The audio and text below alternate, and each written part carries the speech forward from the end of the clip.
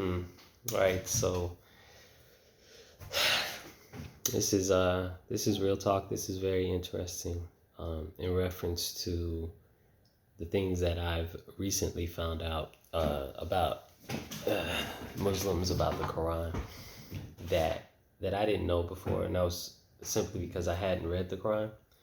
I spent more of my time analyzing the Bible than the Quran, but I got into these discussions with these people recently, and it showed me that okay, I don't have any knowledge about the Quran. This is it's really, if I'm going to be about the reclamation of the African mind, the reclamation of African spirituality, the reclamation of African tradition, then I'm going to have to know where our people are, right? I know our people are in Christianity, so I have a good understanding on the origin and development of Christianity. Our people are now into Judaism or becoming Hebrews. Now I have a good understanding on, Hebrew Israelites and the origin of Judaism. And so I guess, by a natural kind of progression, our people are definitely into Islam. And so by just by process of elimination or process of evolution, it was inevitable that an analysis of Islam would come about. That's just the bottom line. The reading of the book, the reading of the Quran was something that would happen necessarily. And now I see that there are other traditions, other so-called hadiths that need to be read as well. But as far as the core tradition, as far as the stories that are in the religious book, you know, that I've done, and it's easy to do. The Quran can be literally read, and I finished it in a week, um, in reading it. And so, and now that I've finished it, of course, I'm gonna go back through it at another point.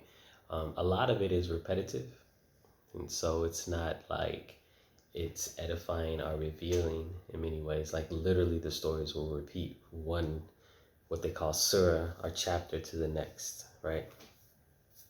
It's a very interesting tactic, but it's not interesting, or it becomes you can understand it if you see indoctrination going on.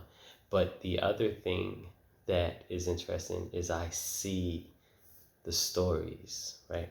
What makes the religion to me is the stories, especially when it comes to the Abrahamic faiths. Like I read the Quran because I thought there were stories in there that the Bible didn't have. And so I was going to read about its understanding on life that was so different from Christianity and Judaism. But I don't.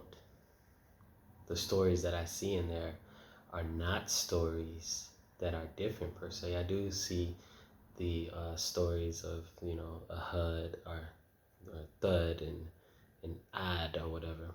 I'll get the name straight later. That's different, a cloud coming up and, destroying a city, that's different. The city being, struck with stones and wiped off the face of the planet, that's different. But they literally just talk about Adam, Eve, Noah, Abraham, Moses, and Lot and Jesus Christ. Literally. And that's the prophets for them. And so you hear something about David, you hear about Solomon. Solomon's communicating with the jinn. You see these interesting stories. They have the magical stories like the Bible, Allah putting people to sleep for one kid for 100 years, a group of people for 300 years. You see those stories. And so, but the stories that you see that is of interest to me are the stories from in the Quran that are from earlier versions of Christianity that was rejected by the church. That's the difference. So now there's a direct link to earlier Christianities that existed in the development of Islam.